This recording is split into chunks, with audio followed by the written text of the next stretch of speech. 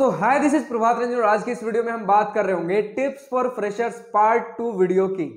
तो जो भी student first year engineering college में जाने वाले हैं उनके लिए क्या कुछ टिप्स, एडवाइस, गाइडेंस रहने वाली है, शॉर्ट एंड क्विक पॉइंट्स में डिस्कस कर रहे होंगे। तो इसका जो पार्ट 1 था उसमें आपने इतना ज्यादा पार्ट 2 का कमेंट कर दिया कि भैया पार्ट 2 चाहिए ही चाहिए, तो लीजिए हाजिर हूं। अगेन इसमें जो भी student first year engineering college में जाने वाले हैं उनके लिए क्या कुछ टिप्स, एडवाइस, गाइडेंस रहने वाली है उसे हम शॉर्ट एंड क्विक पॉइंट्स में डिस्कस कर रहे होंगे। तो सबसे पहला डाउट जो आपने भर दिया मेरे कमेंट सेक्शन में कि भैया इंट्रो कैसे हो रहा होता है, जो आपने बोला कि सीनियर्स इंट्रो ले रहे होते जूनियर की, वो क्या होता है थोड़ा और डिटेल में बताइए। समझिएगा यहां जो मेजर ब्लंडर होता है, जूनियर्स इंट्रो को रैगिंग समझ लेते हैं। अब रैगिंग का मतलब क्या होता है कि मेंटल और फिजिकल टॉर्चर, आपके मर्जी के बिना आपके ऊपर कुछ जोर जबरदस्ती हो रही है जिसके वजह से या तो आप मेंटली या फिर फिजिकली टॉर्चर फील कर रहे हो। लेकिन अपार्ट फ्रॉम दैट इंट्रो में सीनियर्स आपकी बेसिकली एक इंट्रोडक्शन ले रहे होंगे कि आपका नाम क्या है, किस शहर से आए हो, किस स्कूल से आए हो, क्या कुछ परसेंटेज रहा था, इस कॉलेज में आपको क्या खास लगा, इस कॉलेज में आपने क्यों एडमिशन लिया, आपका हॉबी क्या है, हॉबी सिंगिंग, डांसिंग, म्यूजिक कुछ है तो थोड़ा परफॉर्म करके दिखाइए। एक इंट्रोडक्शन, एक जान पहचान, थोड़ा मजाक मस्ती। अब इस मजाक मस्ती के लिमिट को कुछ सीनियर्स भूल जाते हैं क्योंकि सीनियर आपसे 1-2 साल ही बड़े हैं, ज्यादा बड़े तो है नहीं, तो किन्हीं की मैच्योरिटी उतनी ज्यादा नहीं होगी, तो वो इस लाइन को, लिमिट को भूल जाते हैं और जबरदस्ती कर देते हैं। लेकिन इंट्रो की यही खास बात है रैगिंग से कि यहां जबरदस्ती नहीं होता। अगर आपकी मर्जी नहीं है तो सीनियर के सामने कन्फेस करिए कि भैया दीदी मुझे रैगिंग, और 1 मिनट, भैया दीदी तो यहां चल नहीं रहा होता है, जैसा मैंने फर्स्ट वीडियो में बताया भैया दीदी का कल्चर नहीं है कॉलेज में, सर और मैम बोलकर एड्रेस करना होता है। तो कन्फेस करिए कि सर या फिर मैम जो भी आपका इंट्रो ले रहे हैं तो मुझे देने का मन नहीं है, मैं अनकंफर्टेबल फील कर रहा हूं, आप जा सकते हो। लेकिन अब अगर वो जबरदस्ती करते कि नहीं आपको करना ही करना है, तब उस समय आप थोड़ा बहुत रैगिंग के लाइन में जा रहे हो, वो रैगिंग वाला बाउंड्री अब आता जा रहा है। तो आपको बेसिकली कुछ नहीं करना है, 3 स्टेप्स होते हैं। अगर आपको फील हो रहा है कि रैगिंग हुई है मेरे साथ तो 3 स्टेप्स में जाइए। सबसे पहले आपके कॉलेज में एक स्टूडेंट काउंसिल या फिर स्टूडेंट बॉडी होगा, उस तक कंप्लेन करिए। स्टूडेंट काउंसिल का काम होता है, एक स्टूडेंट बॉडी ही होता है आपकी, यूजुअली 3rd ईयर या फिर 4th ईयर सीनियर्स होते हैं इसमें। तो जो भी आपके साथ दिक्कत हुई है उनको बोलिए, वो चीजें सॉर्ट आउट करने की कोशिश करते हैं। 90 to 95% चीजें यही सॉर्ट आउट हो जाती हैं। अगर यहां पर बात नहीं संभलता है, लगता है कुछ ज्यादा ही मेरे साथ हो गया और स्टूडेंट काउंसिल कुछ नहीं कर रहा, तो आप अपने डीन या डायरेक्टर तक जा सकते हो। अब अगर वहां भी कुछ बात नहीं सुना जाता तब 3rd स्टेप में जाकर हमें एमएचआरडी के पास कंप्लेन फाइल करना है और एमएचआरडी के पास लास्ट केस में जाना है। और अगर बिल्कुल कोई रास्ता नहीं बचता, आपके साथ बहुत ज्यादा रैगिंग हो गई है, तब एमएचआरडी के पास जाना है। जब आपके पास लगता है कि अब कोई ऑप्शन नहीं है, अब अगर मैं चुप रहा तो कुछ गलत हो सकता है, तब एमएचआरडी के पास जाइए। डायरेक्ट हर बात में एमएचआरडी के पास कंप्लेन मत करिए, इसका बहुत बुरा इंपैक्ट पड़ता है एनआईआरएफ पे। और एनआईआरएफ गिरने का मतलब आपके पूरे प्लेसमेंट में, पर्टिकुलर उस ईयर के प्लेसमेंट में दिक्कत आ सकती है, कंपनीज नखरे कर सकते हैं। फिर पूरा आपका tap team, training and placement team के हाथ में रह जाता है कि वो कितना बढ़िया, कितने अच्छे से कंपनीज को कन्विंस कर पाता है, बट अपॉर्चुनिटीज कम हो जाती हैं। ये एक हार्श रियलिटी है। तो बात बात पर रैगिंग के लिए एमएचआरडी के पास मत जाइए, सबसे पहले स्टूडेंट काउंसिल, वही आपका निपटा देगा कि आपको इंट्रो हुआ है आपके साथ या रैगिंग हुआ है, जो भी चीजें हैं इंटरनल तरीके से सॉल्व हो जाएंगी। अगर वहां नहीं हो रहा है तो फिर आप जाइए अपने डीन या डायरेक्टर, और डीन डायरेक्टर तक भी बात नहीं संभलती तब एमएचआरडी के पास कंप्लेन करिए, डायरेक्ट एमएचआरडी के पास नहीं जाना है। अब यहाँ कुछ स्टूडेंट ये भी पूछ रहे थे कि भैया 11th-12th में कुछ चैप्टर्स पढ़ाई हुए थे तो वो मैं भूल गया हूं, या फिर कुछ चैप्टर्स मैंने नहीं पढ़े थे।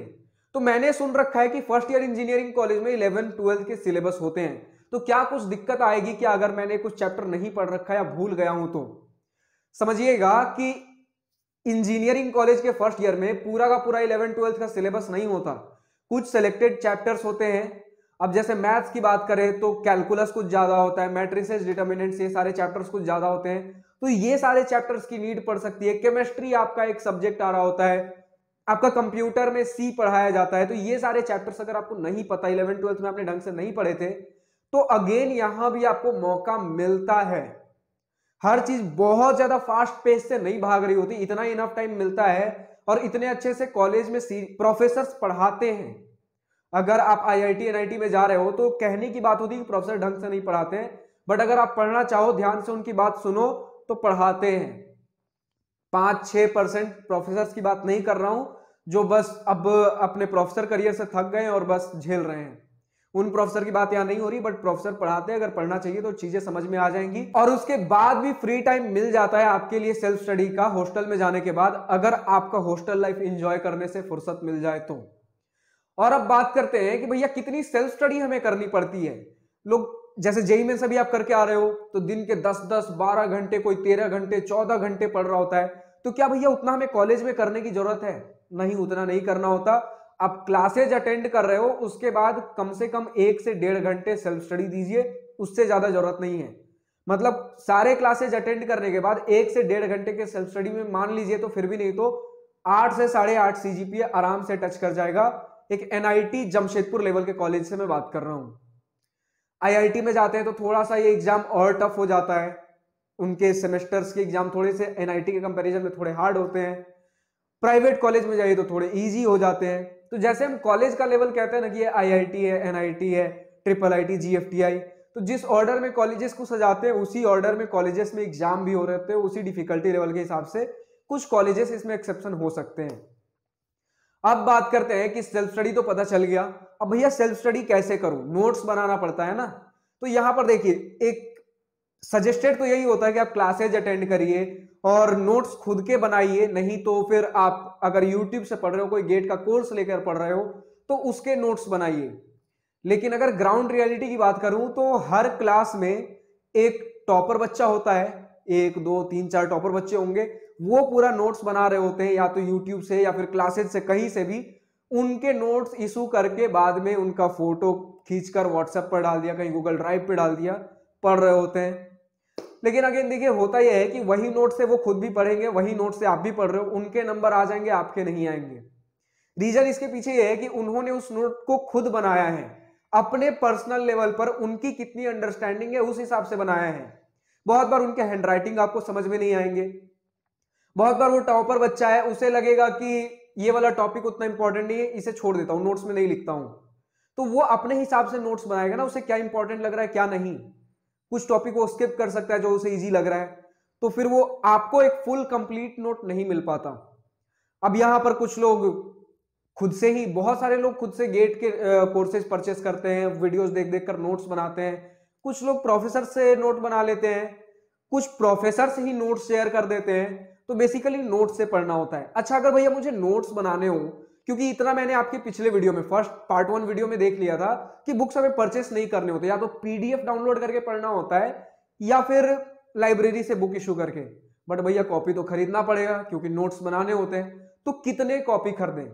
तो समझिएगा, फर्स्ट ईयर में यूजुअली फर्स्ट सेमेस्टर में 5-6 सब्जेक्ट्स हो रहे होते हैं, ज्यादा से ज्यादा किन्हीं ब्रांचेस में 7 सब्जेक्ट, तो 6 से 7 कॉपीज आपको खरीदने पड़ेंगे, या तो रफ कॉपी या फिर जैसी भी कॉपी आपको खरीदनी है, पर सब्जेक्ट का एक कॉपी खरीद लीजिए। कुछ स्टूडेंट यहां करते हैं कि एक ही मोटी वाली कॉपी खरीदेंगे, काफी मोटी, और उसी को 6-7 पार्ट्स में डिवाइड कर देंगे। ऐसा इसलिए करते हैं ताकि एक ही कॉपी बार बार ले आना पड़े, उसी में सारी चीजें ऑर्गेनाइज वे में एक ही जगह मिल जाए, बार बार अलग अलग कॉपी ना ढूंढना पड़े। लेकिन ये भी आप कर सकते हो, बट मैथ्स की सेपरेट कॉपी बना लीजिएगा, क्योंकि मैथ्स में बहुत कुछ चीजें लिखनी होती हैं, तो सेपरेट कॉपी भी मैथ्स में मोटी वाली जरूरत पड़ती है। जैसे फर्स्ट सेमेस्टर तो मेरा ऑनलाइन हुआ था, मतलब सेकेंड सेमेस्टर में मैथ्स में सिर्फ 2 मोटी मोटी कॉपी खत्म हो गई थी मेरी। इतने ज्यादा उसमें नोट्स, उतने ज्यादा उसमें क्वेश्चन सॉल्विंग होती है। और अगर वही बात करूं बाकी सारे सब्जेक्ट मिला के भी, तो एक पतली कॉपी मेरी खत्म नहीं हुई थी, क्योंकि मैं उतने नोट्स बनाता नहीं, लेकिन मैथ्स में तो क्वेश्चन सॉल्व करने पड़ते ना। अच्छा, इसी वीडियो के पार्ट 1 में मैंने cultural clubs, technical team, sports club, इन सब की बात की थी।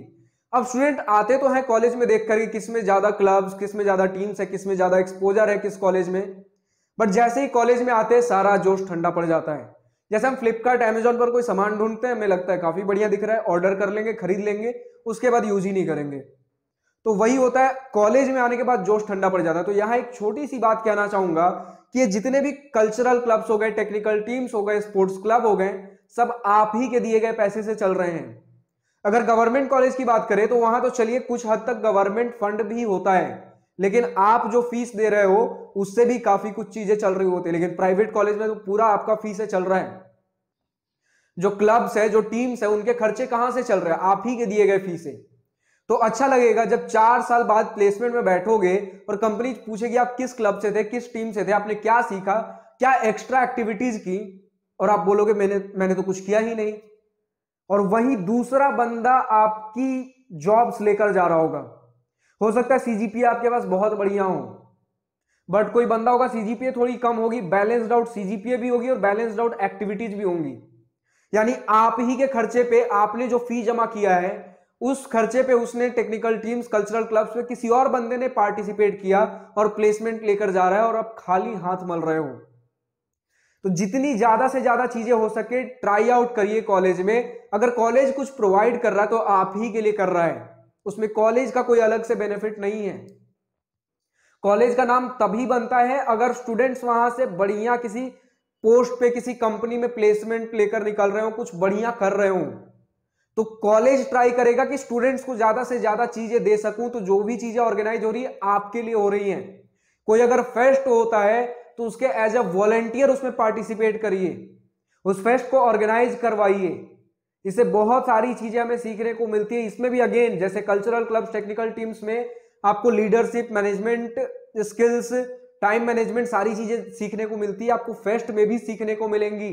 स्पॉन्सरशिप, पीआर टीम, बहुत कुछ होता है। स्पॉन्सरशिप में आप जाओगे किसी टीम के थ्रू, किसी फेस्ट के थ्रू, तो आप किसी कंपनी के सीएसआर पर्सन से डायरेक्टली बैठकर बात कर रहे होगे। तो जितनी ज्यादा से ज्यादा चीजें हो सके इन सारी चीजों को ट्राई आउट करिए। और जितनी चीजें हो सकती थी मैंने पार्ट 1 में भी डिस्कस किया और पार्ट 2 में भी बहुत सारी चीजें बात हुई हैं।